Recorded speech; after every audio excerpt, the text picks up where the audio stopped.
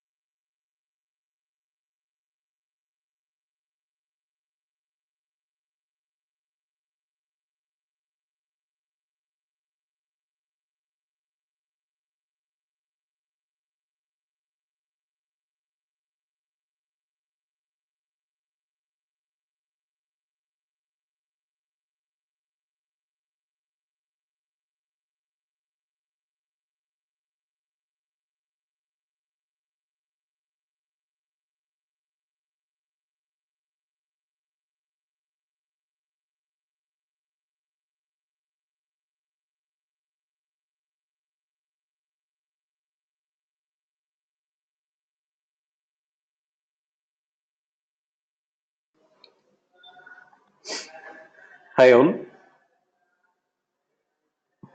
am I audible? Hi Anshul, Imran and Monisha.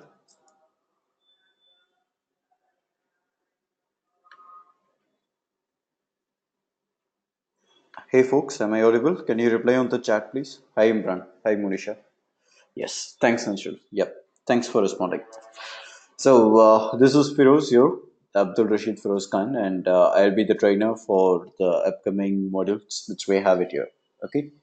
I just need a confirmation from you guys. I hope we have to start from this module, right? Am I right? Storing and consuming files from Azure Storage.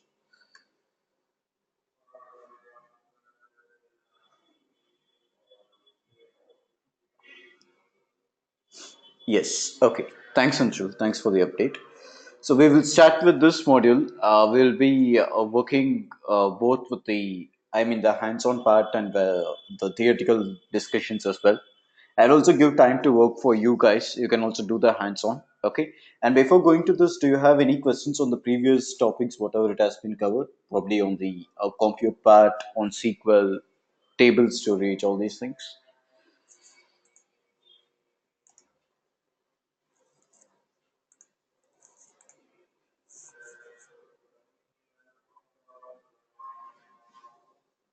Yes. Any questions?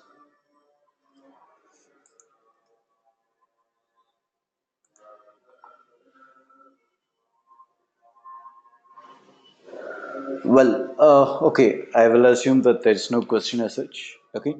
Let's go ahead.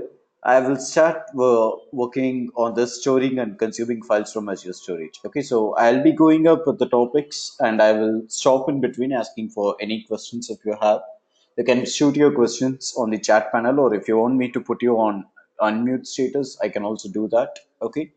And the second part is that I will also probably give you breaks in between.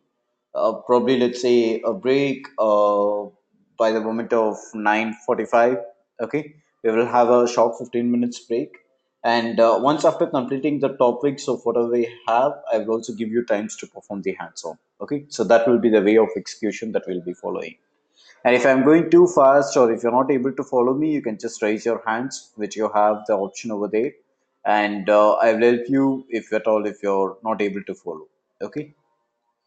Once again, welcome for this Edureca's online training. And here we have storing and consuming files from Azure Storage, which is the module for today.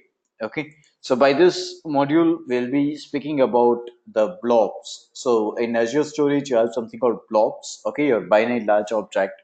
We'll speak about the blobs, how to create blobs, how you can access the blobs, what all the different SDKs that you have to access the blob. So identifying the software development kit, like your Azure Storage Explorer, okay, and you can also access by using programmatically using Visual Studio.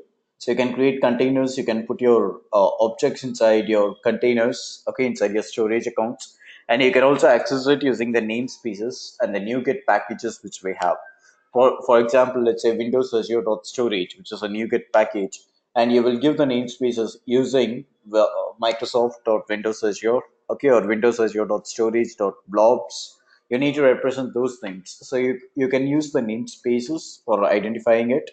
And we will also use Azure Files. Azure Files is the just normal file share that we will be using.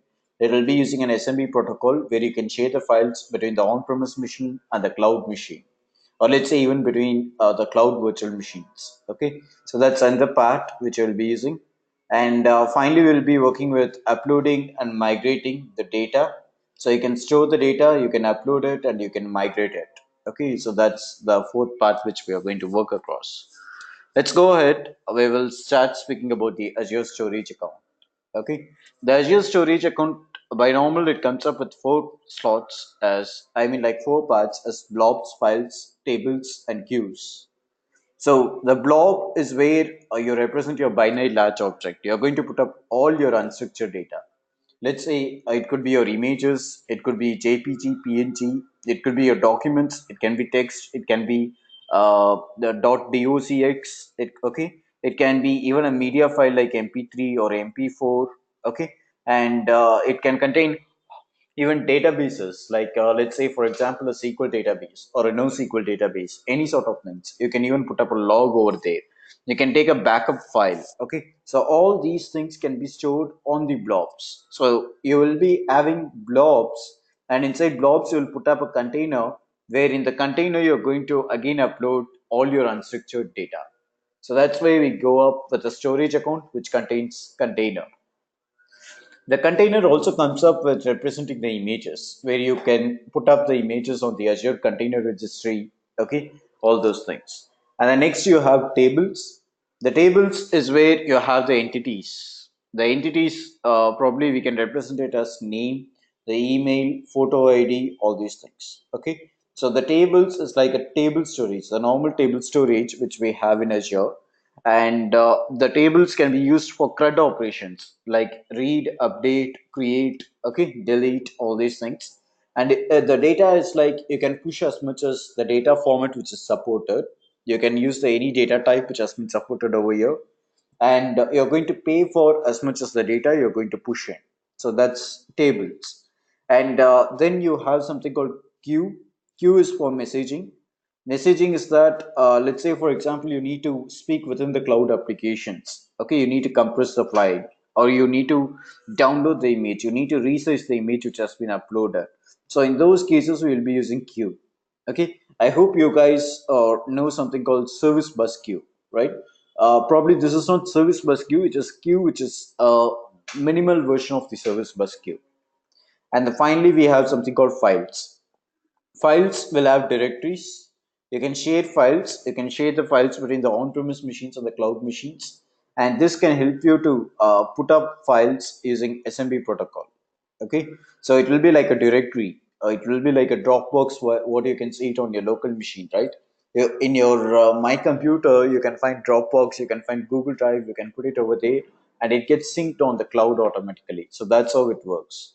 I will repeat it again. Your storage account contains four sort of things. Okay, it has containers, tables, queues, and files. The containers works with blobs. You can put up your images, you can put up your videos, you can put up your unstructured data here. It is used for representing all your unstructured data. Tables is used to represent your data content, what you have, probably the entities. Okay, the, the entities like a name, email ID, the table name. Okay, and queues is for messaging, the messaging between the cloud applications, okay, to compress the image or to resize the image, okay. So for those things we will be using queue. Files is to share the files between the on-premise machines and the cloud machines. It's like using SMB protocol. It has a directory, and using the directory you're going to share the files between the on-premise machines and the cloud machines. Any questions until this?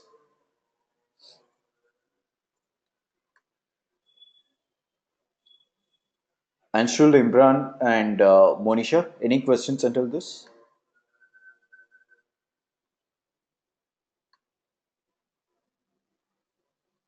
I could find a chat panel, but there's nothing written on the chat. No, so far. Okay, yeah. Thanks, Anshul. Thanks, Imran and Monisha. Well, let's go ahead. Here we go with something called Azure Blob Storage. Okay, we will be speaking about a couple of things here in detail. One is the blob storage, and the next will be about the files. Okay, so let's go for the blob storage. The blob storage is where you're going to store all your unstructured data as I represented before. And you can also put up your data, like let's say whatever the data that you're going to push here, okay, the data is going to store on the text or in the binary data format. It could be like a document, it could be a media, okay, anything. But all these things are going to be stored on the binary format. It's going to be encrypted. It's going to be accessible via HTTP or HTTPS format. The blob storage here will also be referred as a object storage for us. Okay, and you can use the blob storage to access the data publicly on the open cloud. Okay, you can just give the HTTP or HTTPS URL and you can access it at the open. So it has a REST URL. Say for example, it will be like a edureka.blob.co.windows.net/images.jpg or something.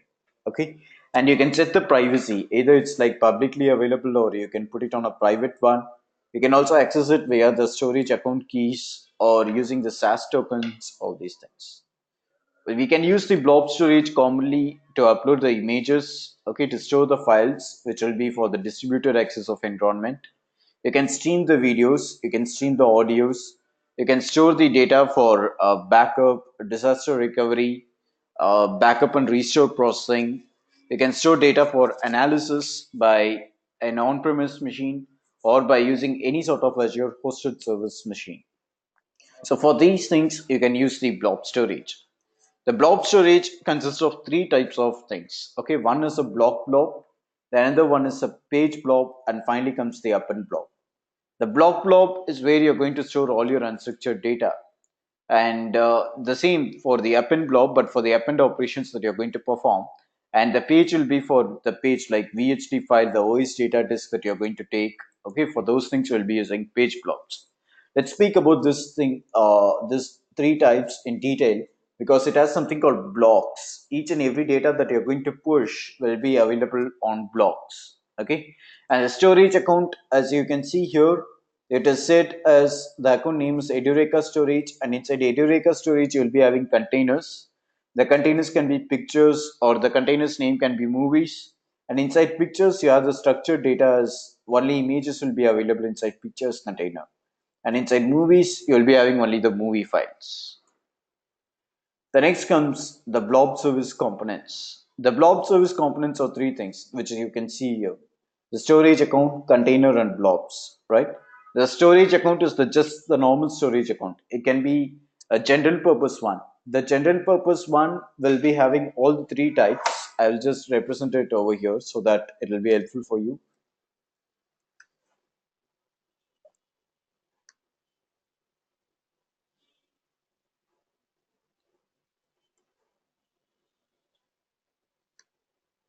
Okay, the storage account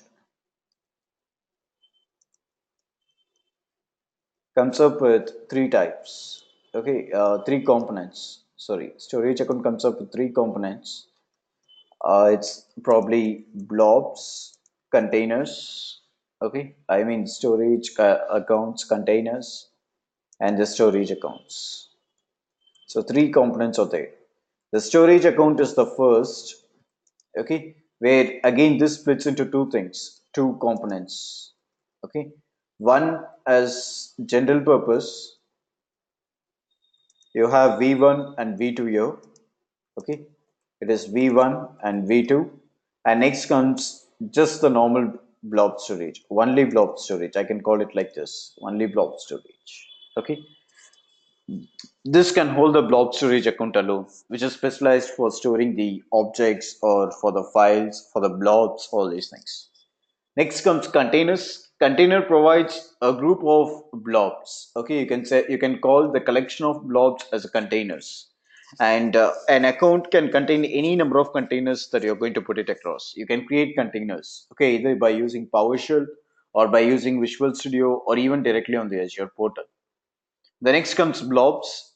A file of any type and any size can be called as blob. And inside the blob, you will be having the blob, page blob, and append blob things. Okay, I will show you here. See, here you have the blobs, you have append blob, you have page blobs. So the blob is where it makes up to 50,000 of blocks. Okay, it can store all the media files, it can store text or the binary files, and there you can put up 50,000 of blocks. Excuse me, there's a question from Monisha. Hi Monisha, then table Q on file does not comes under storage account? Of course it comes under storage account, Monisha. I told you here, right? You have general purpose. See, the general purpose V1 and V2 will be having all the four things: blobs, files, tables, and queues.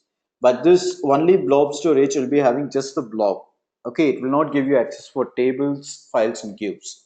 Whereas V1 and V2 will give you access for all the four things. I hope you're getting the point. In V1, the difference between V1 and V2 is V1 will be having all the four components. V2 also has the four components, but there you have two sort of different things called as hot tier and cool tier.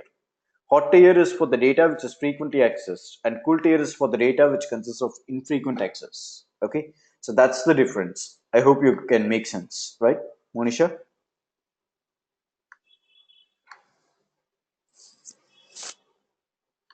Cool. Any other questions?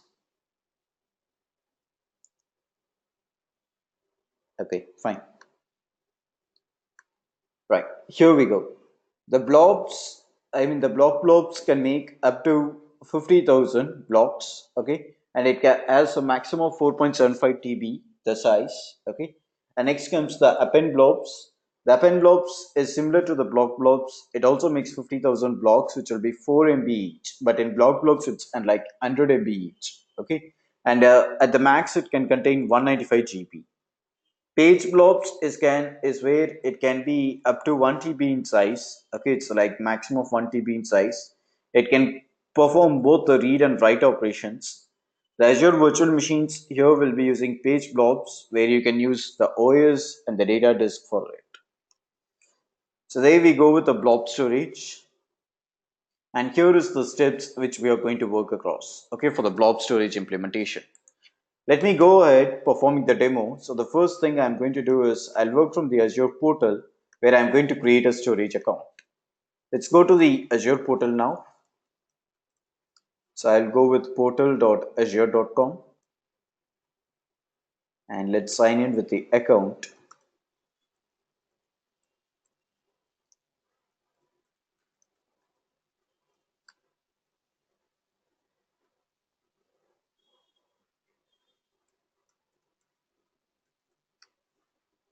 So here I'm going to sign in.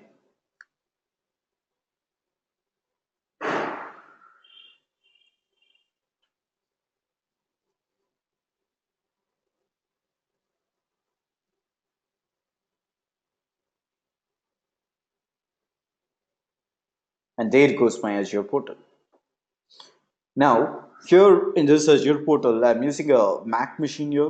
Okay, so I have something called as Lab VM, and I also need something called Visual Studio. Okay, uh, probably I don't think even you people would be having Visual Studio. So what you can do is you can go for create a resource, spin up a virtual machine, and the virtual machine will be Visual Studio Community. Okay, 2017. You can search for this. You can find Visual Studio Community 2017 on Windows Server. So select this Visual Studio Community latest release, okay, 2017 on Windows Server and spin up the VM, okay. So we will be using that virtual machine via Visual Studio, okay, to access the containers, to create the storage accounts, all these things, okay. So let's go ahead.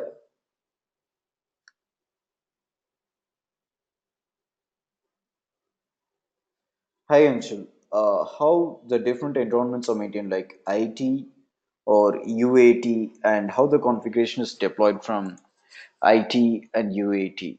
Are you comparing it with the on-premise environment? I mean like access, acceptance testing, all these things, Anshul? Yes, sure. Wait, I will unmute you. Yes, go ahead, Anshul. My question is basically like in general, like we have like different environments, like Testing in this environment. particular enterprise, right? Yes. Even in cloud, right? For example, you have IT or UAT different environment, right? So my question is basically, you configure something like a virtual machine in the IT environment. Okay. For Okay. example, you have portal configuration or subscription in IT, Mhm. right? Where then the developer and different teams configure, right? Mhm. Infrastructure team is creating virtual machine, and developers deploying the application, Mhm. someone deploying the API or something, right? Mhm. So you done this all configuration in the certain IT environment. Okay. Now points comes like you go to UAT or production. How the same configuration has been promoted to the more higher environment. Did you get my point? Yes, that's a good Uh, question. See, when you're going to put up the same environment, probably let's say that the environment, the production environment, or the CI and CD environment has to spin up the mm, another virtual machine, or they want to put up their applications on the same sort of configuration machines which is already running on. In those yeah. cases, here we will be using something called ARM templates. Okay, there's something called ARM templates, and using ARM templates, you'll be spinning up the same sort of configuration. Let's say, for example, and the virtual machine or let's say the new APIs that you're going to develop, anything. Okay. And the second thing is that whenever you deploy it, you get something called validation. Even when you create a virtual machine, you'll be seeing something called validation. So whatever may be the resource on Azure, it might be the IT or the UAT specific oriented things. Whenever you deploy some resource at the final stage, there's something called validation where Azure takes the responsibility that it will undergo the testing, it will validate the template which you have configured, and then it will say whether the particular, let's say the resource, okay, probably it could be virtual machine or storage account, anything, can be deployed or not. So this will be taken care by Azure. And in sort of CI and CD, you have to go with the ARM templates from the developer's point. Okay. Okay. Yep. And the like for example, like a different environment we're talking about, right? Yeah. So how the subscription works there basically? For each environment, you get different subscription, or same No, subscription no. has been It used should be the because same obviously like subscription. production. It is same subscription, Anshul, but the point is that you Okay. have to share the subscription with multiple AD tenants. Let's say, for example, Anshul is there. Anshul works for CodeSizzler. Okay, I have to give you an account called as Anshul at codesizzler.info. So Anshul can join my AD. I need to give the subscription access for him. Let's say I should make you as a contributor, or I should make you as a, let's say, log analytics reader, something like that. Depends on the work that you're going to develop. Okay, so that will be the same subscription that you're going to have, and you need to access via that. You can find it here. You can go for all service. Consider you would be the admin for it. You can go to Mhm. subscriptions, Okay. and here in this So subscriptions, you will be having access control, and here you need to add the person. Okay. okay. Yeah, the basically like coming from like CI and CD point of view basically, because how we're going to deal with that. So I think that ARM template, what you said, like is we Yes. need to go through that, right? Right. Yeah. So You're right. I hope we'll covering this ARM template somewhere down the line, right? Yes, ARM templates are there. Probably when we go for automation, that is the ninth module. Mm-hmm. Yes, we'll be covering Okay. templates there. Okay. Yeah, because this question was popping in my mind like from last session, like so I thought I'd like to ask today itself. When So you thanks for created that. a virtual machine, you should have seen ARM templates. Did you go through it? Yeah, yeah, that one someone gone through that ARM template is not that deep level, like much more like a shallow level. Introduce something ARM template. Or even Just when we brief had something called app services, you should have done CI and CD using me. GitHub. I mean, using deployment slots. Okay, no, I think Deployment CI/CD we slots didn't via discuss on that. GitHub, you should have done it. Keep this on hold, Anshul, for CI, just a simple CI and CD. I'll give you Hmm. a reference video, okay, by the end of this Sure, uh, sure. module, which I'm Yeah, taking. that will be helpful. Yeah, sure. Thank you. Right, that's fine, Anshul. Monisha, are you still, it's not audible for you still?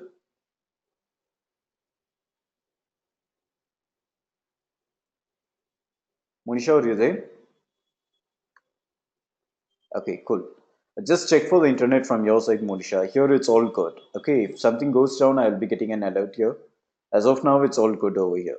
Okay, thank you. Well, so I would repeat it again. Go for your Azure portal. Okay, create a virtual machine which will be Visual Studio Community 2017 on Windows Server. Okay,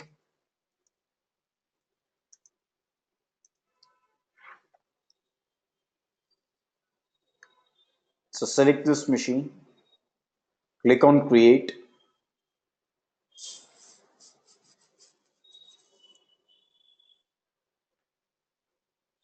So you need to create a new resource group. Okay, and there you can deploy it.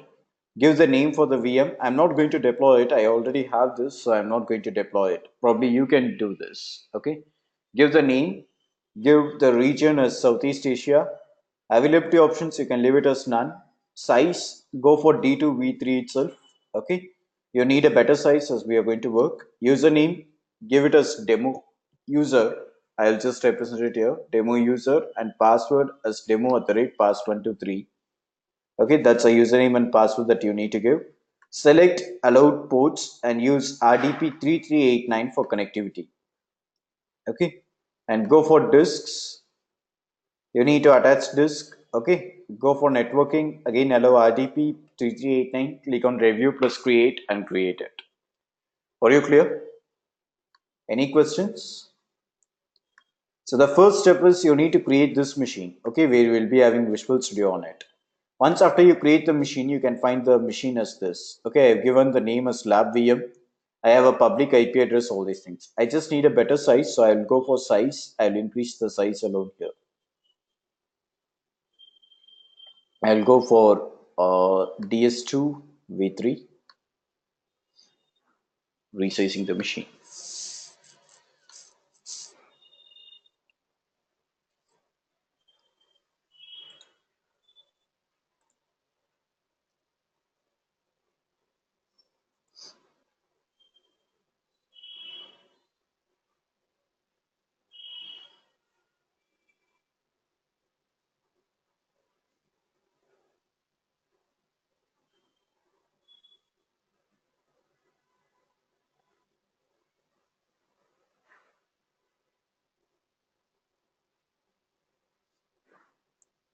Well, so meanwhile, as the machine gets resized, I'll go for the Azure portal and I'll show you how to create a storage account.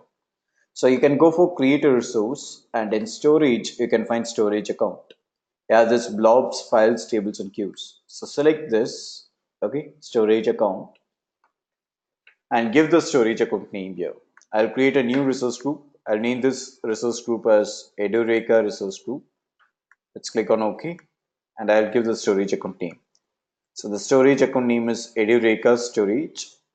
Location, it's going to be at Southeast Asia. Performance, either you can use a solid state or the hard disk. Okay, this is a standard and premium that you get. I'll go for standard, which costs less, okay, compared to premium. Account kind, it will be a general purpose V1 account. And replication, it will be a locally redundant storage. Okay, let's click on next. And for here, the virtual network, all these things, let's just click on next tag, and I will click on create to get it created. So this is the validation which I was speaking about. Okay, the validation gets passed here, and I'll go for create to get it created. I'll click on create.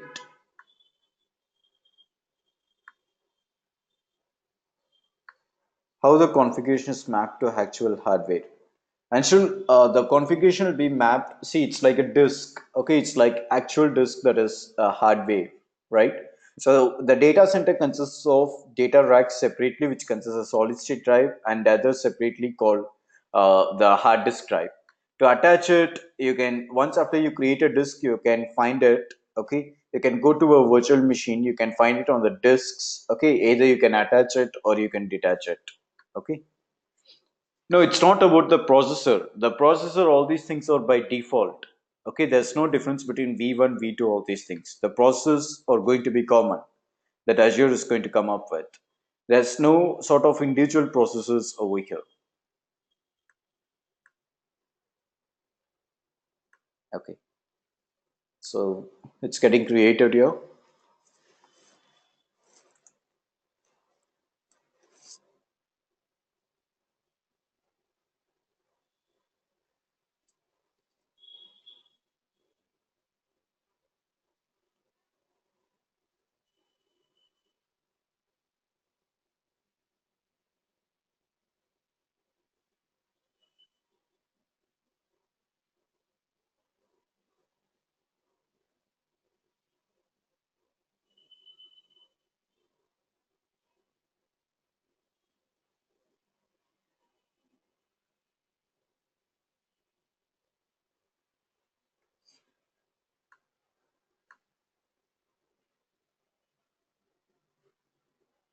Okay, so the storage account is created, and when I go to the storage account, you can find blobs, files, tables, and queues. So that's what I said, the normal purpose one. Okay, the general purpose. You have all the four things here. Now let me go to the virtual machine. Okay, the one which we created, the lab VM, and I'll connect for that machine so that I will help you to make sense from Visual Studio. Let's click on connect. Let's download this RDP file, and I'll connect from here.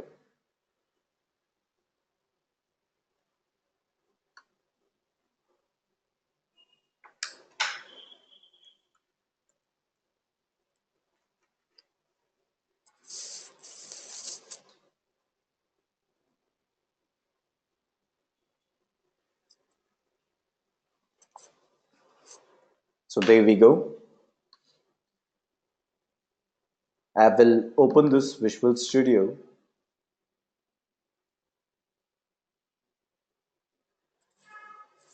And here I'm going to build the console app.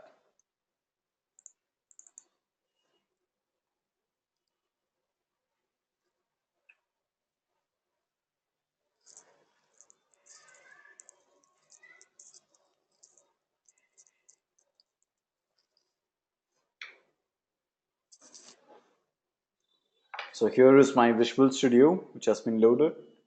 Let's go for File. It's getting loaded yet. Okay. File, New, Project.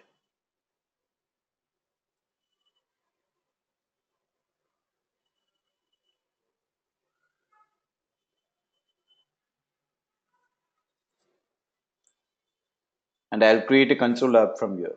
Okay. So you can find we have the console apps. Let's go for a console application, probably Visual C# one. Let's select this. Okay. So I'll go for this console app and I'll name this console application as say for example, I'll give the name as Edureka Storage. Okay, Edureka STR. Let's click on OK to get it created.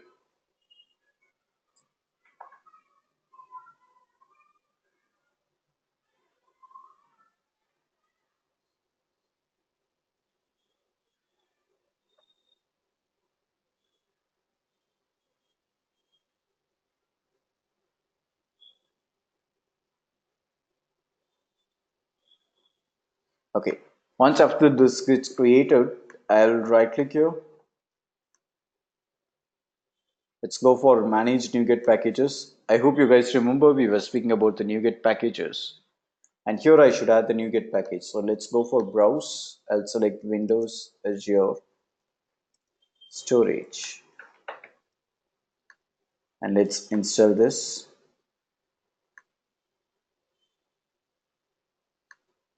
Hi Imran. You need to go for File, New. Okay. I cannot break the process. Okay, because it's getting added. Please travel along with me. Okay. I will. Okay, Imran, I will repeat it. Okay, but I cannot show it on the screen. Just makes sense. Okay, because I cannot break this. It's getting installed. Go for File, New. Okay. Go for Project, File, New Project. See, it's getting installed, so it's not allowing me. After you go there, or I will just write it here. Okay.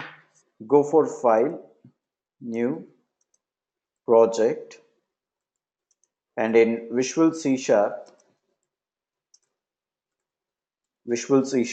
okay, select your console application.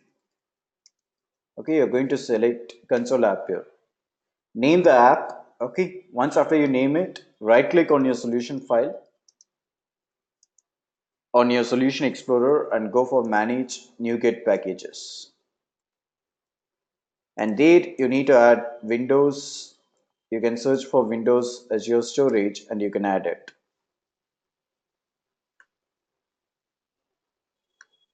Okay. Are you clear, Imran?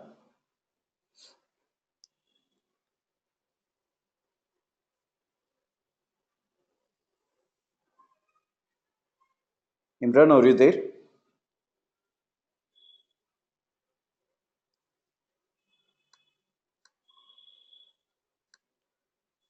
Okay. So let me go for this NuGet package which has been installed. Okay. So once after this NuGet package gets installed, I'm going to move for the app config. Okay. You can find in your solution, you have something called app config. Let's go for app.config and here I'm going to add the application settings. So you can go here, okay, below this startup and I'm going to give the script which is about app settings. Give me a second. I have the document here. I'll see if I could copy the code. Yes. So here you can find I have the scripts, right? I'll copy this app settings, okay, this script, and we shall put it across here.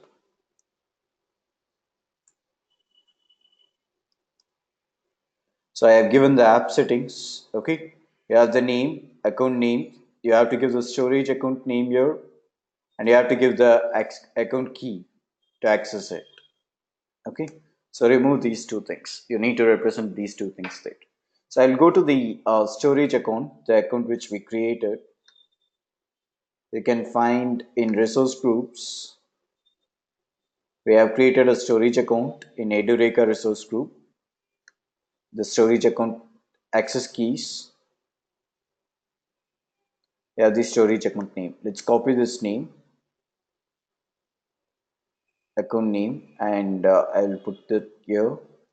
And here's the account key. Let's copy the account key. Let's give the account key here. I'll save this. Okay. So here I have saved the account name and key. The next step is that I have given the access. I need to add the reference for the system configuration because I'm going to upload the files from these Visual Studio. Okay, so let's go for reference. I'll right click on the reference and I'll add the service reference here. So go here, add the reference, go for framework, okay, and scroll down. You can find system.configuration here. See, we have system.configuration. Let's click on OK and we should add this. So this has been added. Once after adding the system.configuration, you can go for the program file, that is program.cs, and here you need to add the namespaces. So I hope you remember in the objectives I was speaking about the namespaces. So the first namespace that I need to add is system.configuration for the reference which I added now. So using system.configuration, okay, and I need to add Windows Azure as well. So using Microsoft dot Windows Azure. Next is using Microsoft dot Windows Azure dot storage. I need to add it for storage as well. Okay. And next for authentication, so using Microsoft dot Windows Azure storage dot authentication. And next is for the blob, so using Microsoft dot Windows Azure dot storage dot blob. Right, so I have added these things, and now here what I'm going to do is that I will probably put up the files here. Okay, that is to retrieve the storage account from the connection string. Okay, I'll call the connection strings over here, the storage connection string. I'll also give the code for creating the blob client to call the reference from the containers. Okay, and to create the containers to upload the retrieve the reference files, all these things. So let's go here. I will give this document to you, don't worry. Okay, I'll copy this script. So here you can find it's going to call the connection string. It's going to create a container called storage container on the storage account which we have, and it's going to upload a file called blob file. So the file will be available at the C drive. Okay, you need to represent the file at the C drive inside a folder called Azure, and from there it's going to push it. So let's copy this entirely. I'll copy this and let's paste it here.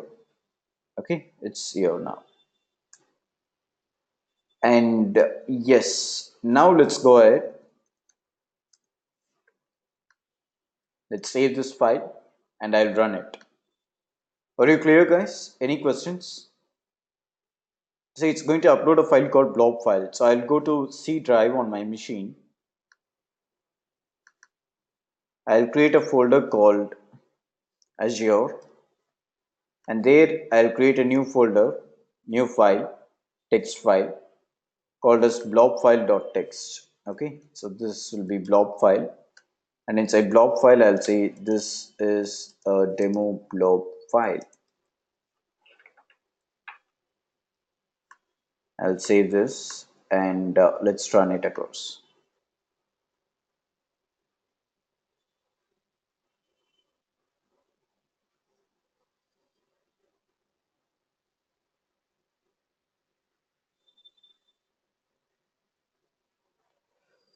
So the code has exited. Now you can check it on the storage account. Let's go for the storage account. Overview. You can go for blobs. And in the blobs, you can see you can find storage container. I hope you can get retrieved. See, this is the storage container. Okay. And inside storage container, you should find this blob file.txt. Right. So we have this blob file.txt over there. Is that okay? Any questions?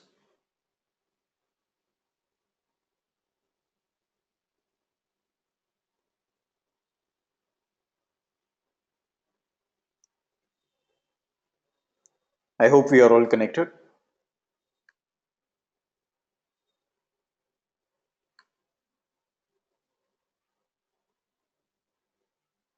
Hey folks, sorry there. Imran, Monisha.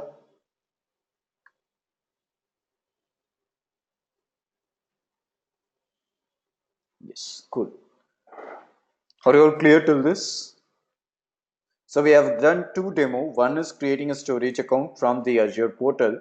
The other one is we have called the connection strings, we have called the access keys from the Visual Studio. We have run a script where it's going to upload the files into your storage account. Okay. Imran, using other technology in the sense, what do you mean? Are you asking in other platforms? I mean, are you using Java, something like that? Yeah, there you go. Expected. Yes, you can do that as well. Okay. You can go with any scripting language. Yes, Monisha, I will share the script. I will share it by the end of the demo. I mean, by the end of the session. Is that okay? Right. Cool. So just make sense. Try creating a storage account. I'll give you probably 15 minutes of time. Try creating a storage account. Make sense about the different types. Let me know if you have any questions. If not, we can go for the next part. The next will be about creating a storage account from the PowerShell pane. Okay, using PowerShell, we'll be creating a storage account.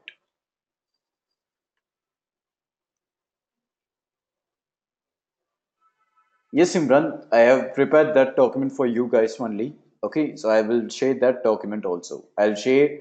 See, what I'll be doing is that my way that I used to guide people is that I will upload the video on the YouTube, and in the description, I will give the link where the document will be available. You can call the reference script from there. Okay, and then you can work on your own.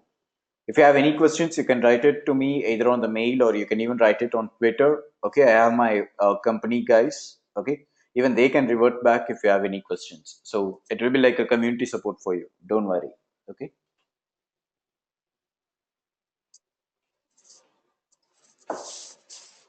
cool, Imran. Okay, take some 15 minutes, make sense about this. We can go for the next PowerShell one.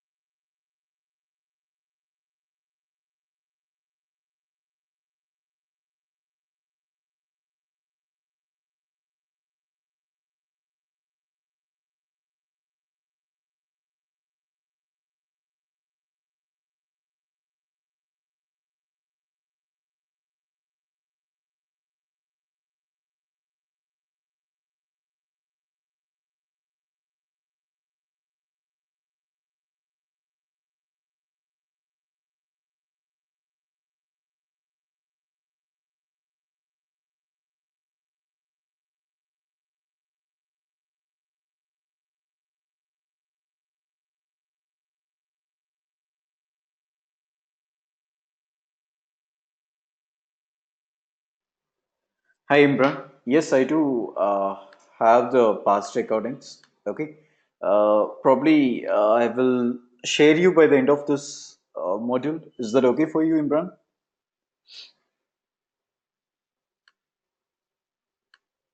Cool. Just let me know whatever the help you need. Okay. By the end of this module, I will share it with you guys. Okay. Yes, the complete trainings I will share it with you. Don't worry.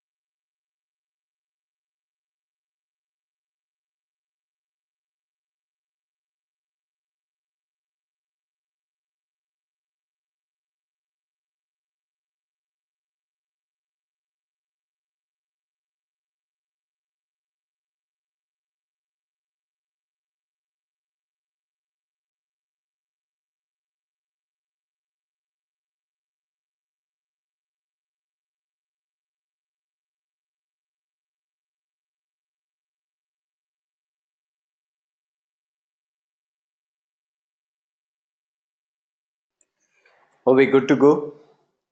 Can we go for the next topic?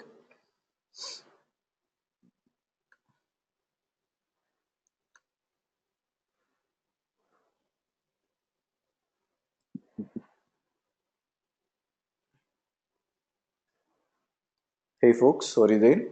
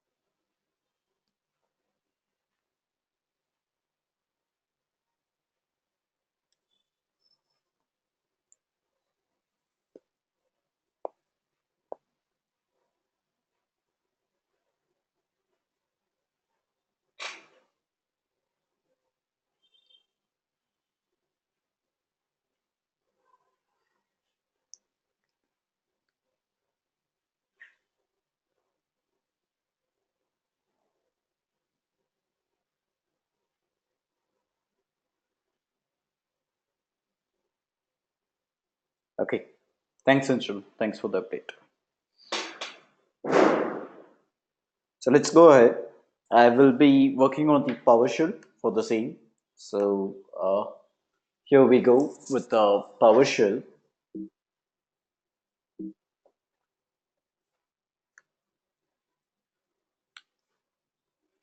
Let's open PowerShell and I'll log in for the PowerShell one. Okay. I mean for the Azure account. So here I go. Login hyphen Azure RM account. So I'm going to sign in using my account, the same account.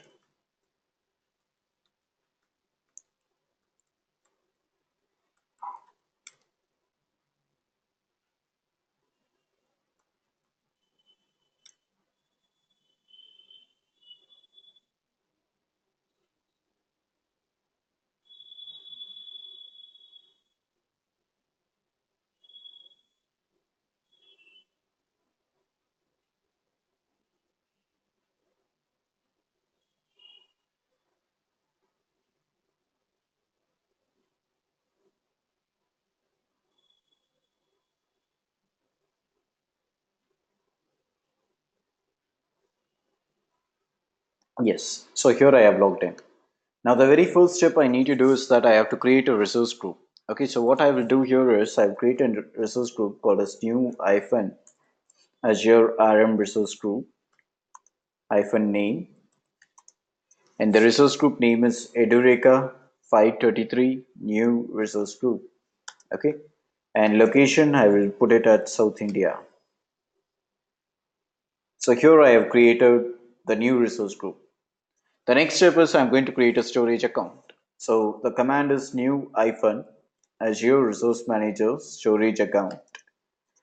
And let's go for the resource group name. And the resource group, the one which I created now, I'll use that. So it is Edureka 533 new resource group. Okay. And the name of the storage account will be Edureka 533 storage, and location will be South India again. Next, I need to give the kind which I'm going to use. Okay, the kind of storage which I'm going to use. We have three types, right? V1, V2, the blob storage. So I'll just say the V1 general storage. Okay, and locally redundant or geo redundant, so that you can give it as stock units, that is SKU name. And I will say it's a standard geo redundant storage. Okay, so once when I give all these things, I'm going to create my storage account. resource group. Oh, sorry, not 633. It's 533.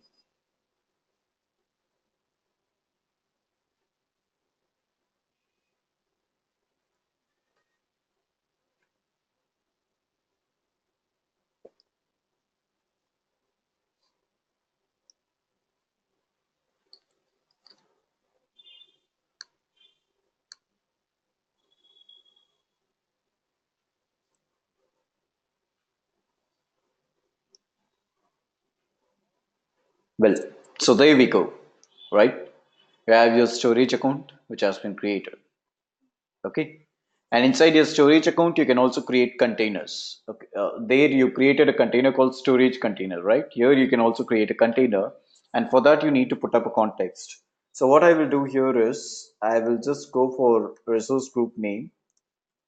I'll set a variable for resource group. Okay,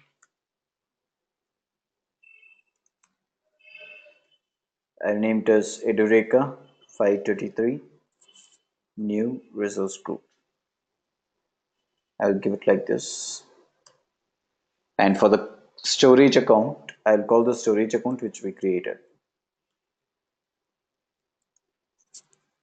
Storage account equal to new hyphen Azure RM storage account.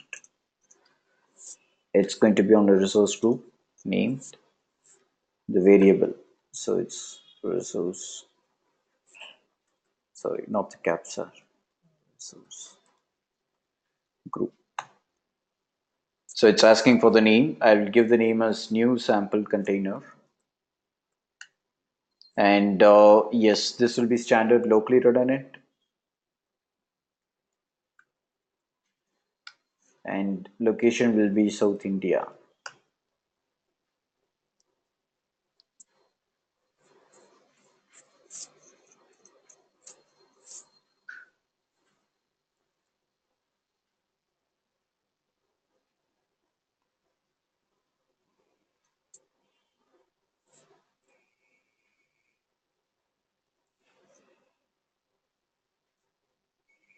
Right? So this has been created.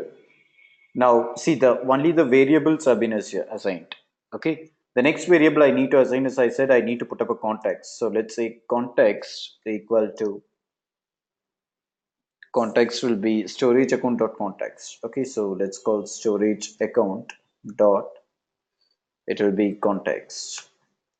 Let's give this, and now I'm going to create a container. So the container name, again I will put it as a variable, container name equal to Edureka container 01. Okay, and now let's give new hyphen Azure storage container name container name context. I need to call the context which we have here ctx. Okay, and permission, I will say it is container level of permission. There we go. I hope you can find it. So the blob has been created now. Is that okay? I hope you are able to follow. Any questions?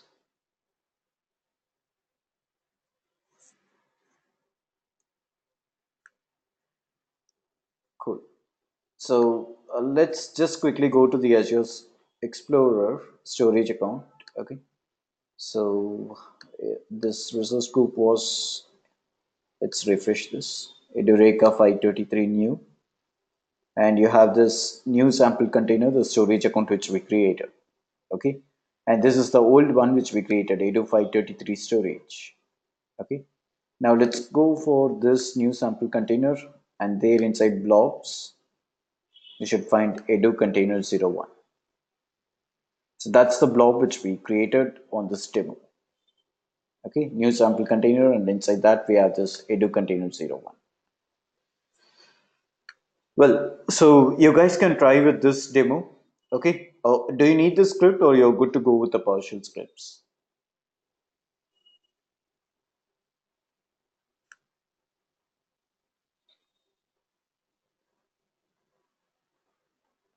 Are you there?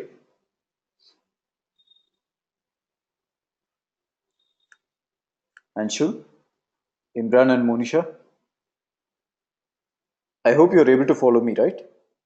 I need the script. Okay, fine. Well, let me do one thing.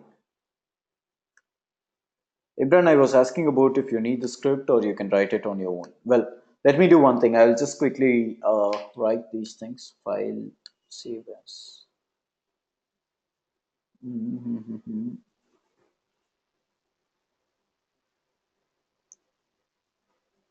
Storage, Edureka.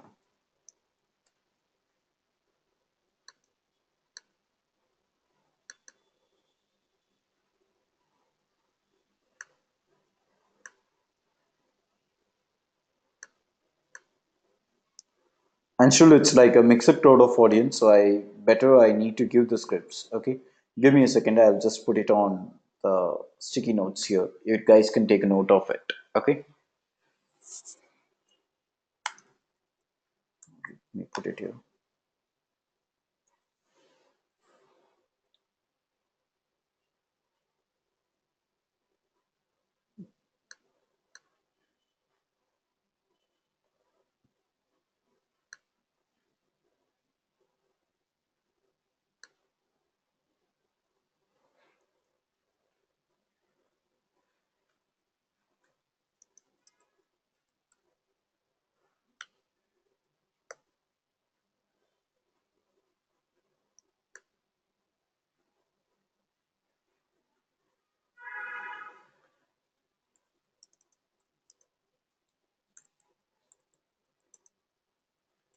Just take a note of it, please, guys.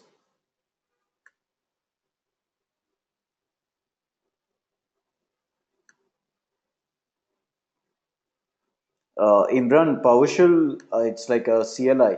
You need to work on it. I will give you a basic outline how you can learn PowerShell, okay? So that you can use that. PowerShell is too easy. It's nothing that you need to go somewhere and you have to learn, okay?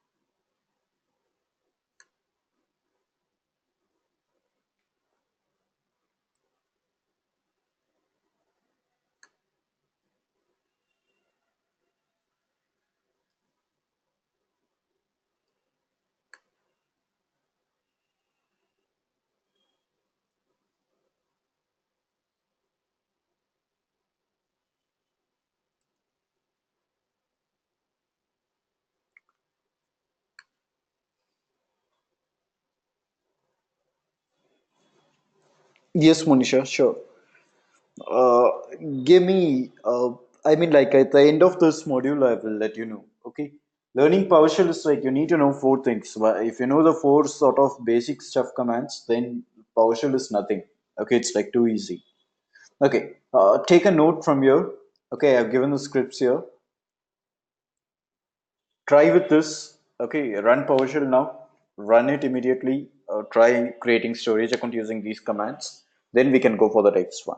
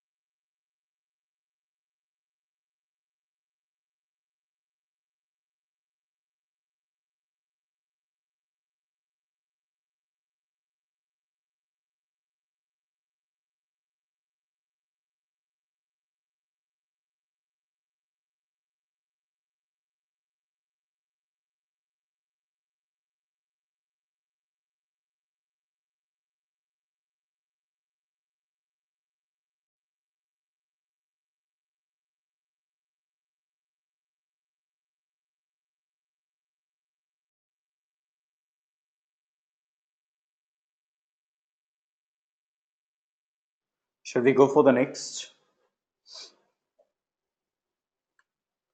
Imran, Monisha, and Anshul. Okay, thank you. So the next part is accessing your blobs, right? You will be going for accessing the blobs securely. So the couple of things that we have here is to access your blobs. I don't want to waste your time with the slides. Instead, I can show it on the live. See, to access the blobs, you can find something called access policies. That's one way of accessing, right? You go here, you say that you can add a policy, you can say that they can access the container. The container is like it's anonymous read access for both the containers and for the blobs. Inside your containers, you'll be having number of blobs, so both of them can be accessed. Blob is only that particular blob can be accessed. Only read access can be given only for that particular blob. Private is nobody can access it. I'll give you a simple example. See here, when I go for this Edureka container, this is at access policy, which is a container. And here I will try uploading an image. Let's say upload, and I will upload an image here. Yep, I will upload this image. Okay, and I will click on upload now.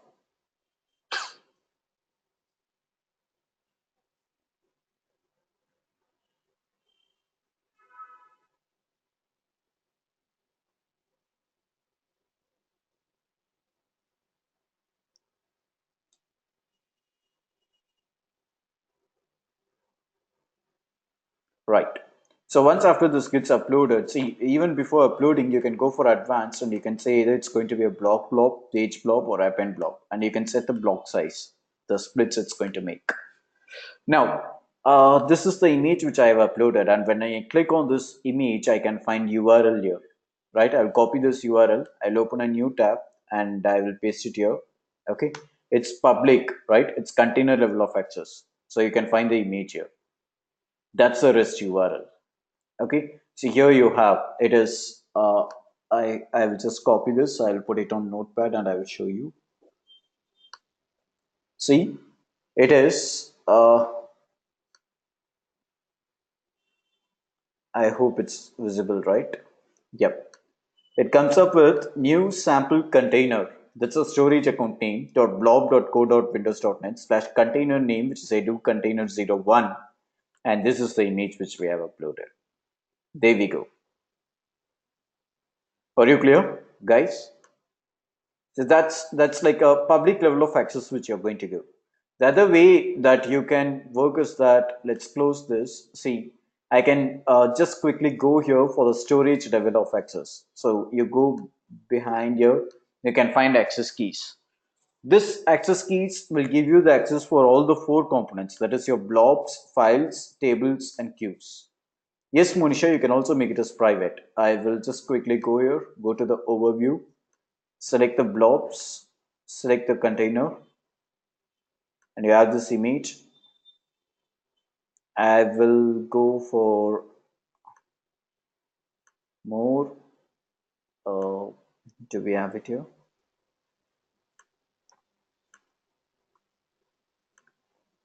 Okay. Yes, access policy. Sorry. And I will make this as private level of access. Let's click on save. And now I'll go to the overview. Let me copy the URL here. Right? It says the resource does not exist. You will not be able to access it. Are you clear, Monisha? So that's how it works. The access level, that's how it works. Okay.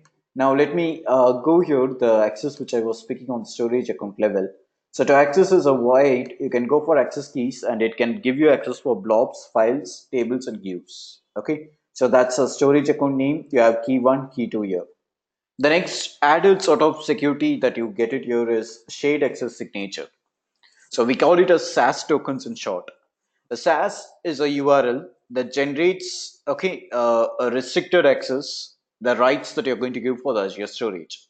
You can provide the SAS to clients whom you do not trust it, with a storage account key, but still you need to give the access for them. In those cases, you will be using this SAS. You can distribute this SaaS tokens to the clients. You can grant them access to the resource for a specific period of time alone. That's what we have it here: start time and the end time. Okay, and you can also give access by giving the IP address. You can give allow IP address, and you can generate the SaaS token. You can give access for them using that. So that's the SaaS level of access that you're going to give. The SaaS level of access as a common scenario, this will sit at a front-end proxy service. It will check whether you can access the data or not, and then it will allow you to go with the Azure storage. So that's where the SaaS works with. Okay, that's a common scenario where we'll be using the SaaS token. Now, let's go ahead here. You can filter it. You can say I can use only blobs. Okay, you can give the timing, all these things, and you can click on generate SaaS. See, you get the connection string. And this connection string, instead of the default endpoint, what you can do is you can copy this. If you want to deploy it, you can go to the Visual Studio. I hope you remember in the app config, here I gave it as default endpoint protocols equal to HTTPS, right? You can remove this and you can give the connection string which we copied here. So that will help you. Either you give the account key, it's going to help you. You can access it only for a specific date and time. So that's where we work with a SaaS token. Are you clear, guys?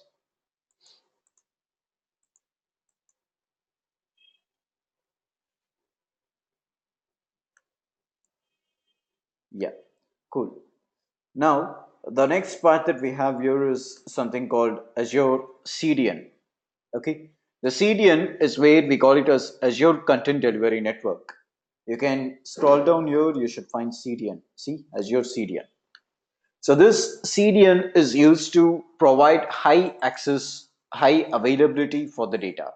I can just simply show you on the screen here. See, uh, I need to go for the slide which is about 55 something. Yes, CDN. So you're going to put up CDN in front of a storage account. And here the CDN is like you're going to design to send the audios, video files, all these things. It's going to help you on a distributed network environment. You don't need to access the master data center for each and every time. Instead, if the data is available on the edge, we call it as cache, right? So from there, you can access it. Okay. So that's where we go for Azure CDN. Now, probably let's do one thing. Before going to the CDN, let's take a break for some 15 minutes, okay? And then we can continue. Will that be fine? I don't want to break the flow, so let's just take a break for 15 minutes. Yeah. Thanks, Imran. Thanks, Monisha.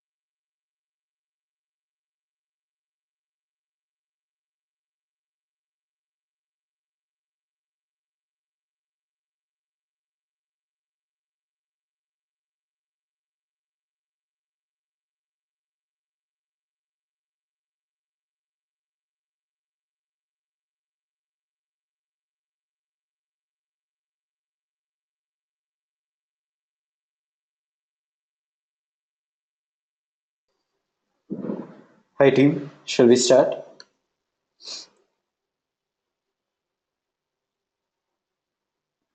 Yes, thanks Imran. Thanks. And sure. So, as I told you earlier, CDN is for high availability. Okay, it's like you're going to use it for a globally distributed environment.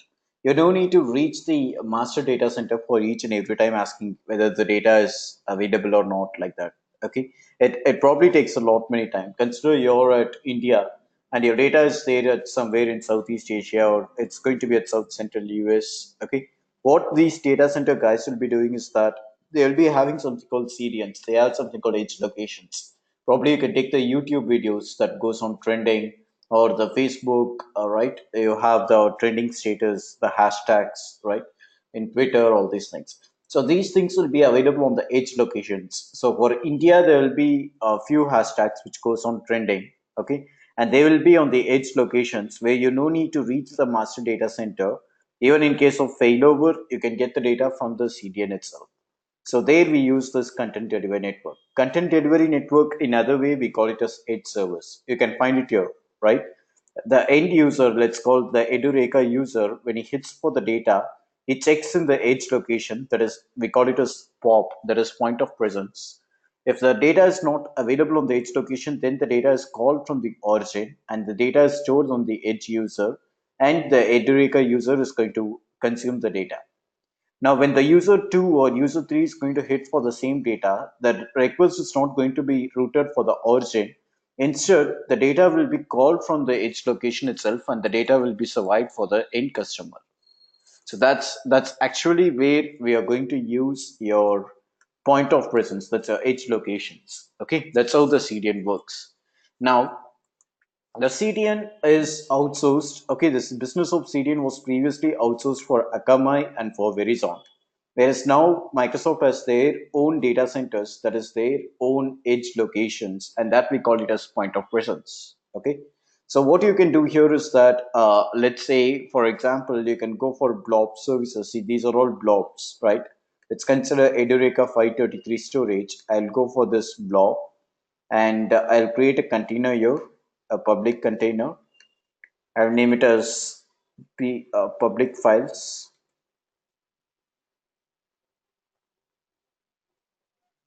I'll call it as, sorry, yeah, container public files. Let's click on OK. And inside this public files, I will upload the data. Let's click on upload and I will upload some document here. Let's go for documents. I have this file, module 2, Amazon.ec2. Let's click on upload.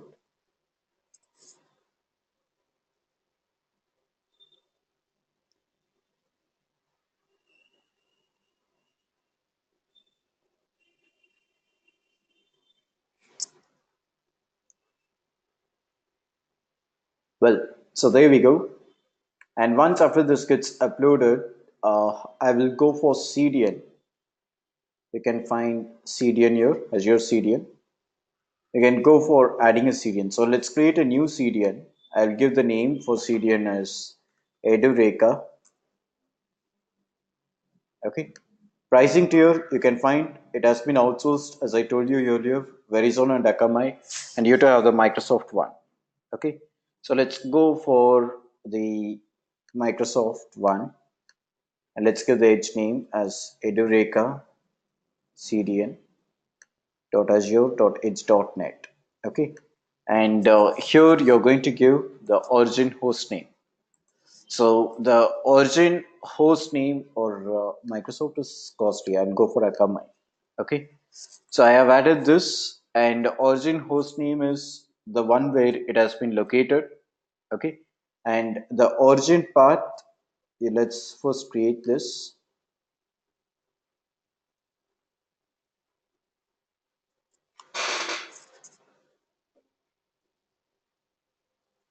So this creates the CDN endpoint.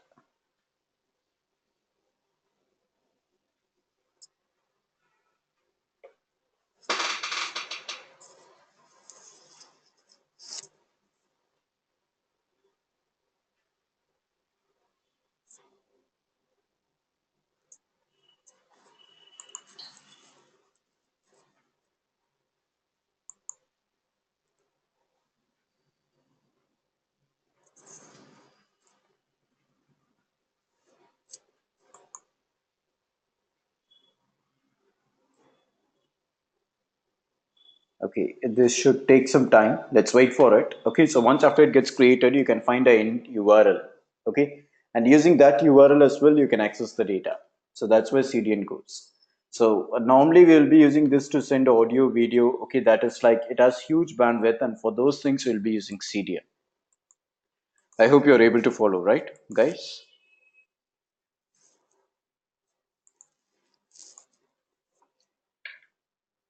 Any questions? Okay, cool. The next part that we have here is accessing Azure Storage using Azure Storage Explorer. Okay, so in the Storage Explorer, you can also create directories. You can put up a folder, and inside folder, you can put up files. We call it as subdirectories under a directory. Okay, so to do that, you can go to the Azure, the virtual machine where we have this Visual Studio. So here I need to download and install a tool, which we call it as Azure Storage Explorer. So you can just go for the Chrome,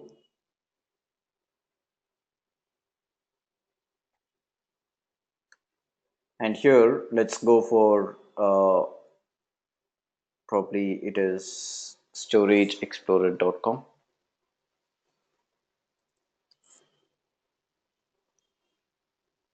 Yes. So you can go for this URL. You can select the OS in which you're going to put it across. So I'll select Windows and I will download this, and I need to install this tool. Okay. So this is the other way that you can access your storage. See, normally what happens is that you go here. Give me one sec. I will show you. I can go to the Azure portal.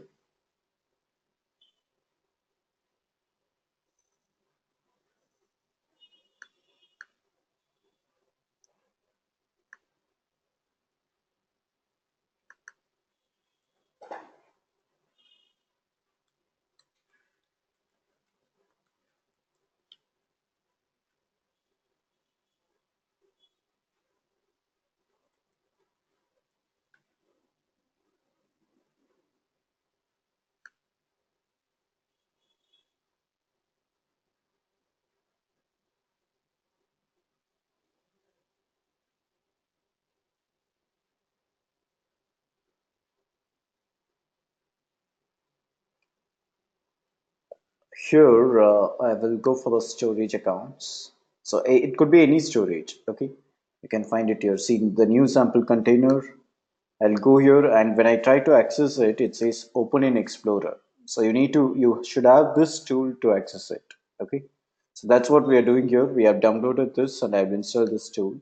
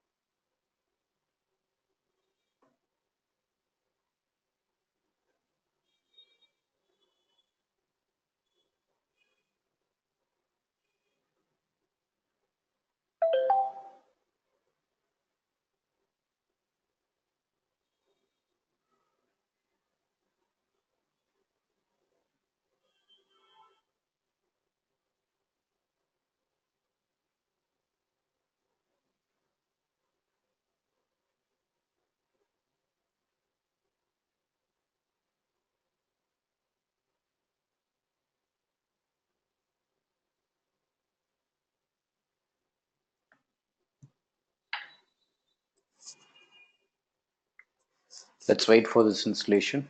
Yep. In meanwhile, you can go to the Azure portal. Here you can find the CDN has been created.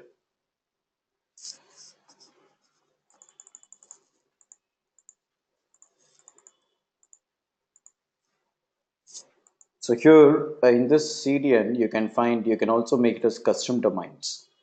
Okay, that is, you can customize this instead of Azure Edge.net. You can customize, And origin, you can set it here. You can go to the origin and you can say which file has to be called over there. So origin path, you can say slash, what is it? It's public file something, right? We gave it there. It was which one? Edureka 533 storage, blobs, public files. Okay, let's click on save.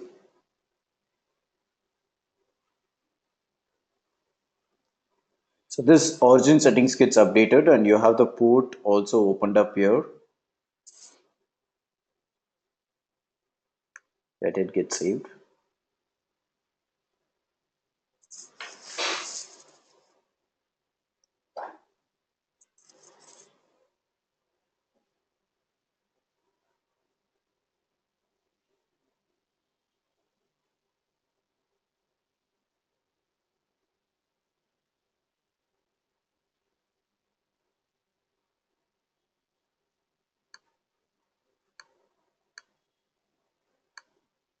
Okay, now I'll go to the overview and you can find we have this origin hosting.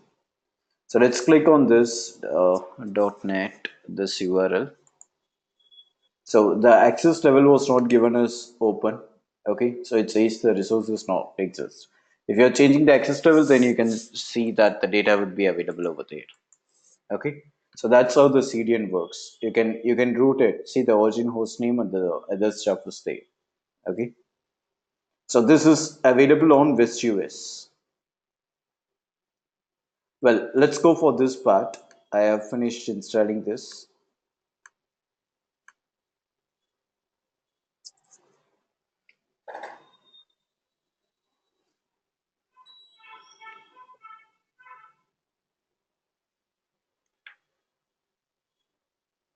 And here I will open this.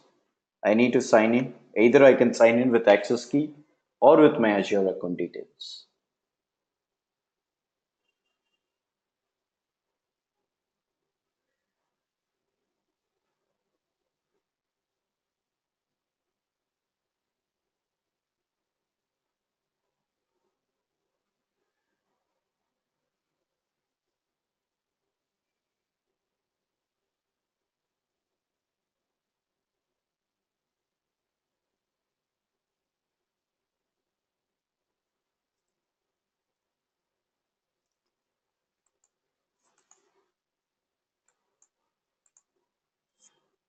Right.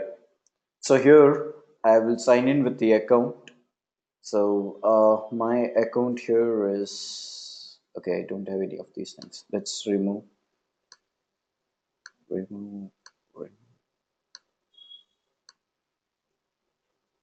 Yep. I'll click on add an account and let's add an Azure account here. Okay. I'll click on sign in.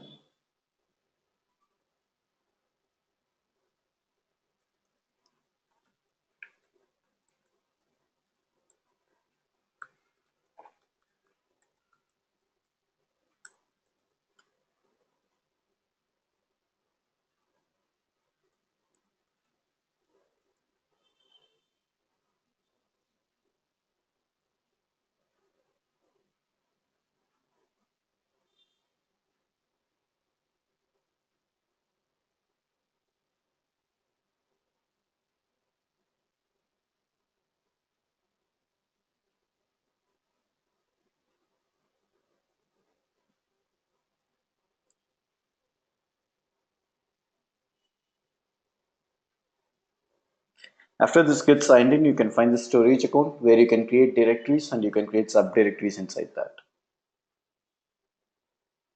Let's wait for it. This storage export normally takes a long time. Yes, it's loading the subscription.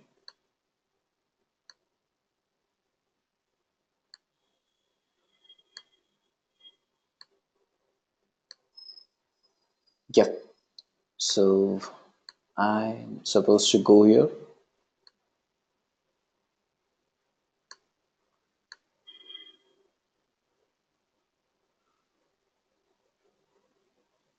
Apply. Okay. Visual Studio Enterprise, storage accounts.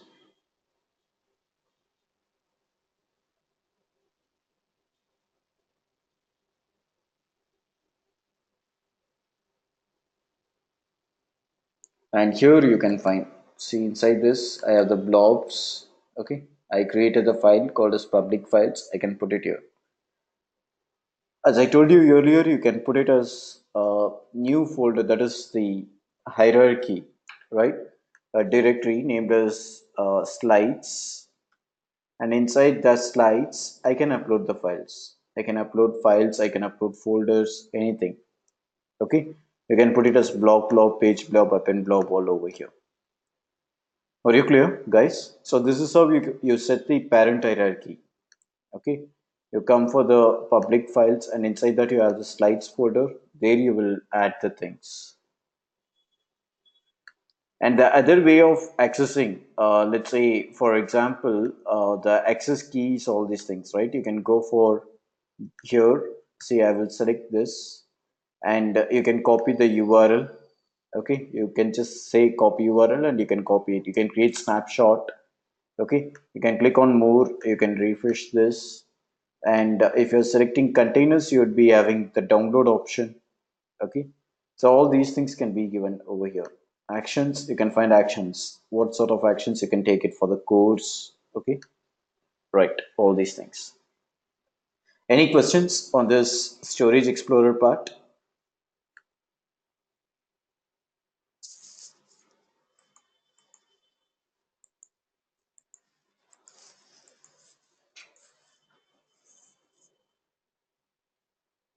Okay, the next part that we have is something called custom domains. The custom domains you should have seen here. See, whenever I put up a storage account, I will go for some storage account here. See this Edureka 523 storage. You can find custom domains. I will scroll down. See, we have custom domains.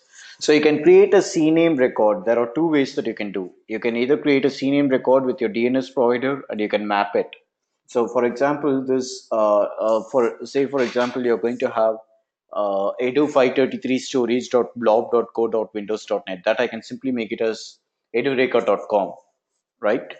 And the other way that you can do is that you can again add this, put up the CNAME record. You can give AS verify on the subdomain name, and you can add it across. So here, what you need to do for this domain part is that first you have to give the URL here. Say for example, I will give it as CodeSizzler.com, right? You need to give it here. You need to click on save on this panel, and once after you click on save, you need to go for, let's say I have bought this at GoDaddy, or I have bought this at FileZilla, anything like that. Okay, I don't have a domain, so I cannot show you. Just imagine you should have worked on a DNS zone records. Whenever you go for GoDaddy, you will be having DNS, and there you can give the A records and CNAME records. So the A records and CNAME records will verify the address record and the canonical name record.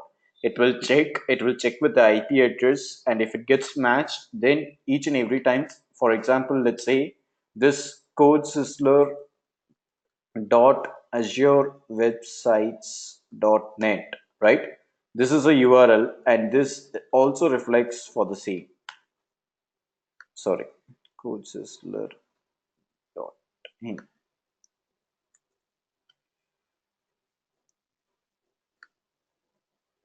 Right? See, both of them reflect for the same URL. This is how the custom domains will be working for you. Okay, so you can just add it here, and if you need more steps to be followed up, you can find it here. Azure has given a good documentation for that, where it says how you can add the A record and CNAME record, how you can register custom domain, all these things. You can also buy a domain from Azure itself. Okay, you can pay here and you can buy a domain even from here. Okay, that's a paid service. That's not a free of cost service. That's a paid service. So it can make sense. Okay. Shall we go for the file storage, Azure file storage?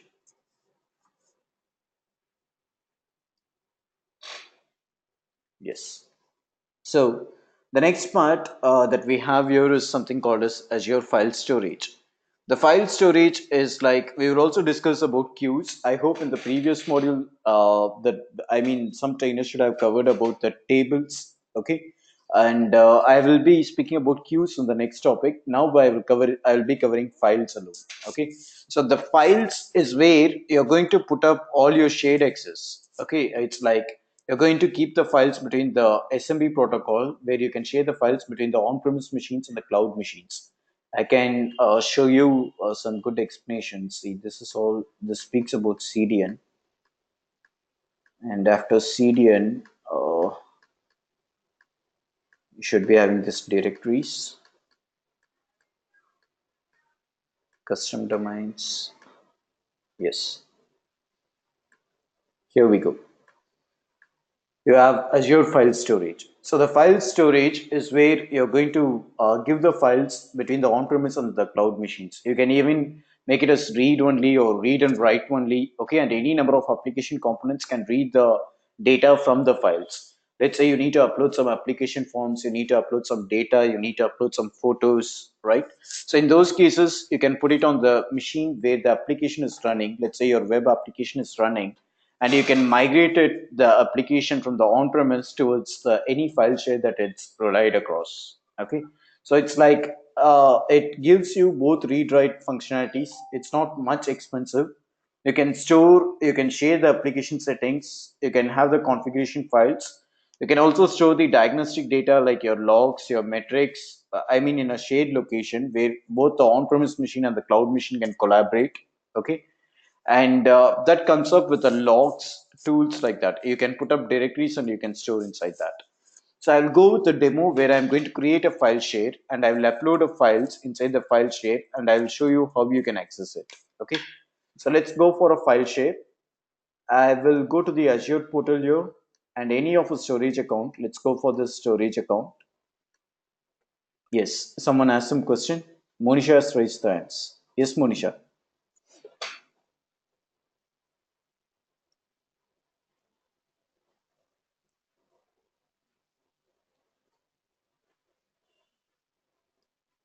Monisha, you have some questions?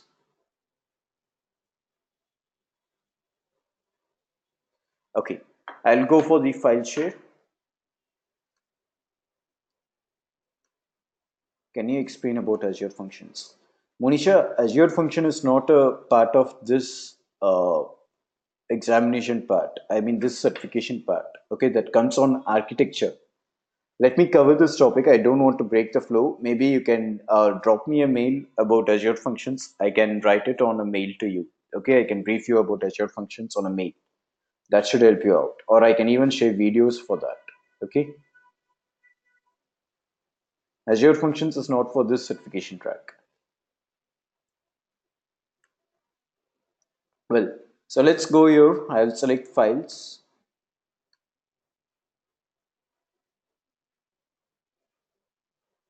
Yes, Monisha, my email ID is feroz@codesizzler.info. I'll create a file share here. Let's click on file share and let's name the file share as edu file share 01. Okay, and quota, I'm going to give it as 10 GB. Either you use it or not, you're going to pay for it. So I'll just make it as 10 GB. Okay, and when you go here, you can find you will be having connect option. So we have connect and it gives the commands for you. Probably I will take this and I will go for my Windows machine. See here, as of now, I don't have any file shares, isn't it? I have C drive and the D drive. What I will be doing here is that I will first open a notepad and I will show you the script which we have copied. See, this is the script which we have copied. It says net use drive letter. Let's say drive letter is going to be O. This is the storage account name, file.co.windows.net. This is my file share name. And this is the storage account name and the access key. I can probably show you here. You go for access keys. You can copy the account name.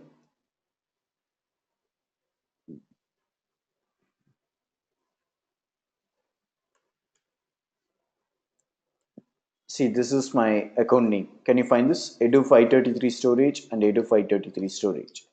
And account key, you can copy this key and just paste it here. I hope you're getting synced. See, key 6, Z, all these things, and here also it is same. So let's now copy this and I will run it on my command prompt, right? Let's click on enter. Consider this machine as a local machine. Okay, it says the command completed successfully. And here you can find edu file share. Now you can manage the files. You can just manage the files by going to your Azure portal. In my files, I will go for file share. I will upload the files. I will select any of these things. Okay, let's click on choose and I will click on upload. The file has been uploaded. Now let's get into this directory. You can find the file. See, it gets shared, right? It gets shared between the on-premise machine and the cloud machine. You can also download. Let's say you can manage the files like logs and everything. Okay, you can manage the quota, right? So you can do all those things here. You can add the directories. I can just go for documents. Let's say I will copy this. Okay, and let's put it over here. And you go to your file share, just click on refresh, you can find it here. So that's the sync. That's what it happens between the on-premise machine and the cloud machines. And you have the quota as well. See, you can increase the quota at any time. Now it is as of 10 GB. You can also set a directory. You can click on add directory. You can give the name, let's say a new directory. I'll click on OK to get it created. So here is a directory, and inside this directory I can put up my files. Let's say I will upload some file again. Oh, yes, recordings. Do we have something here? I will upload this file, audio. Okay. So let's upload this. Since you are this valid and permission has not expired. Okay. This is not working. Let me go for documents and I will upload this file. Right? It has been uploaded. Now you go here, see new directory, and inside new directory you have the file. So that's how you manage the files. Okay, that's the file share, how it works.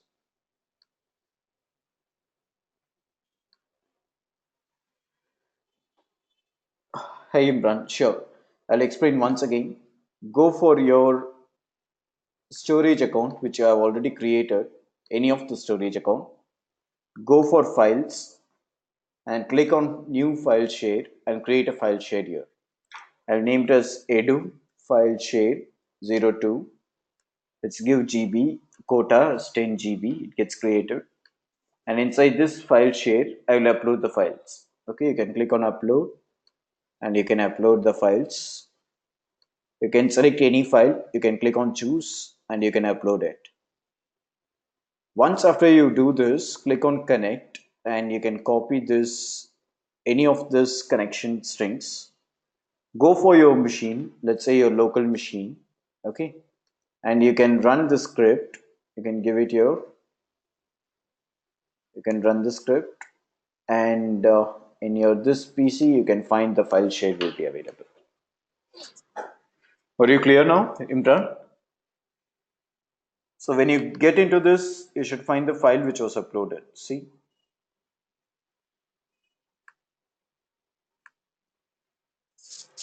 Right.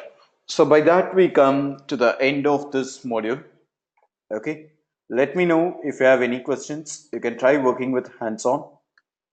I will also share this video, whatever I covered now with the documents and everything. I will give you the video link for the complete, the segment from the first module, whatever I used to teach. Okay, that should also help you out. And three things I have it on my mind, which you guys were asking about, right? So we have done with managing file share, and the summary is that we have covered all these topics. Okay, three things I have it on my mind. One is about the ARM templates, which was about CI/CD integration that this person Anshul was asking about, right? So Anshul, go for github.com/CodeSizzler. Okay, Go for this module, repository exam 7532.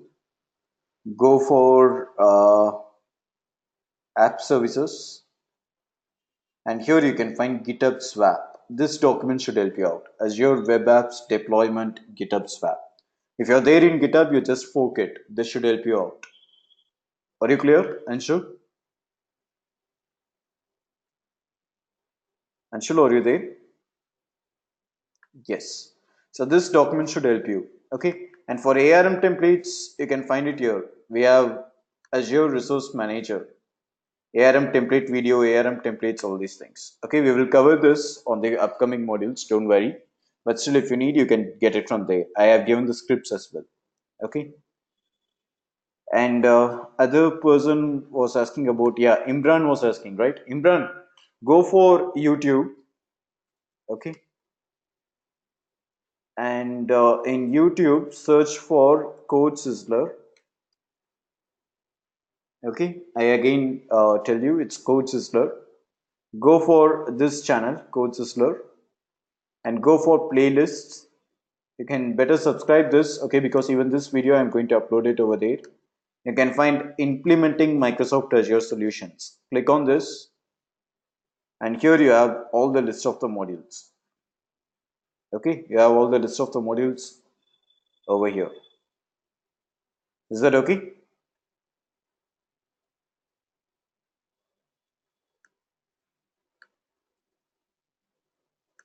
Cool, Imran. Monisha, what was your thing about, okay, Azure functions? Yes, that drop me a mail, Monisha. I will work on it. Okay. And finally, regarding PowerShell, you guys were asking about, right? So PowerShell, understand four basic things. You have new, okay, get, remove, okay, and set, all these things. So if you know these four things, it's easy for you to work. You have the intelligence in PowerShell. New is to create any new resource. For example, new Azure RM, then whatever it is, let's say virtual machine or whatever, resource group, whatever. Okay. Get is to list out all the things. It's to get all the resource groups. Let's say get Azure RM resource group. Okay. And remove is to delete it. Removing is deleting it. Okay. Setting is like setting the indexes, setting the values, all these things. If you know these four things, then PowerShell is like too easy. Okay. And the basic things like setting up variables, all those things. Okay. So that's how PowerShell works. There's nothing that you need to learn PowerShell individually or anything like that. It's very easy. PowerShell is too easy for you. You also have something called command line. See, show command add-ons. If you don't know the commands, you can come here. See, this is what I was speaking about. You have add, you have new, clear, very basic things. You just say new hyphen. See, it gives the intelligence about all the commands. You can select from here. So you should think about, let's say if you're selecting functions, Azure RM functions, you need to give Azure RM function here. For logic apps, you give Azure RM logic app. So that's how the intelligence works. Is that okay? Right. Well, guys, so let me know if you have any questions. Okay. If not, it's all that we have done for the day. You can try with the hands-on and you can let me know if you have any questions. Okay. Once after I sign off, after 1 hour, you can check the YouTube channel. I'll upload the video over there. I'll also push the document on the OneDrive or something. I'll give the URL on the description pane. You can download the documents from there as well. Is that okay?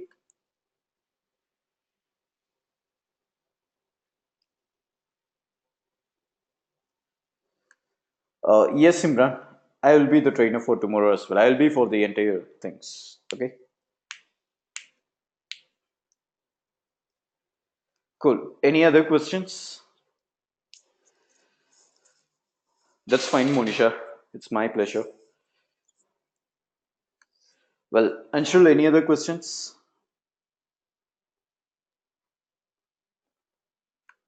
Cool, Anshul. And thank you so much for joining. I hope you guys could make sense in a better way, right? So just go through all these things, work with hands-on. Okay. That's fine, Anshul. It's all my pleasure. Thank you so much for all your credits. Go ahead with the hands-on. please try working on it. Okay, hands-on is highly important, so try working on it.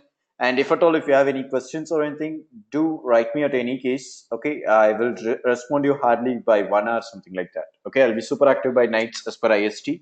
You can even write it on that. And any questions, write me on Twitter as well. It would be helpful for all. You can write it on Twitter. This is my Twitter handle, and I will give my company Twitter handle as well, CodeSizzler. You can search for me on LinkedIn as well with the name of Abdul Rasheed Feroz Khan. I'm a Microsoft MVP on Azure, so that will be an indication for you. And other documents or anything, you can refer my company website as well, codesizzler.in. Okay.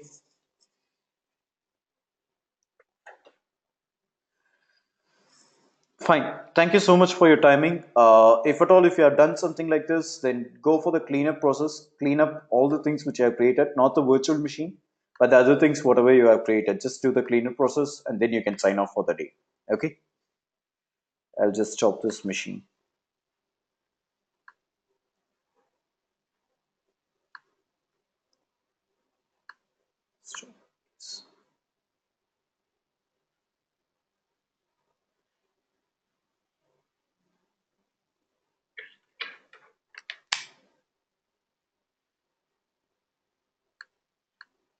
Monisha, in Twitter, I'm available as Fero. You can just search for the Twitter handler Tech Fero. Okay.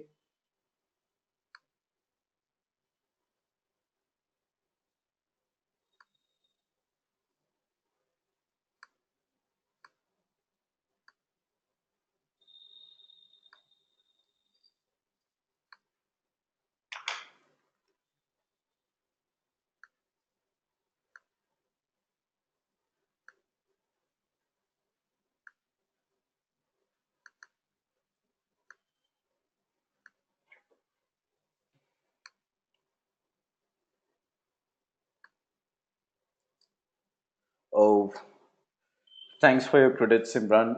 But it was like I was having solid commitments. Okay, I'm sorry for that. Doesn't mean I am available at any time. Okay, just drop me a mail. Okay, at any sort of time. No problem on that. And yes, please do provide your feedbacks as well. Okay, you'll be receiving the feedback forms. Please do provide your feedback. Hi, Maktar. Questions? Please write, Maktar. If you have any questions, please do write for my email ID. Okay. Well, thank you so much for all your credits. I'm signing off for the day. Okay. And if you have any questions, once again, please do write me. Okay. I would be more than happy to help you out. Thank you, guys.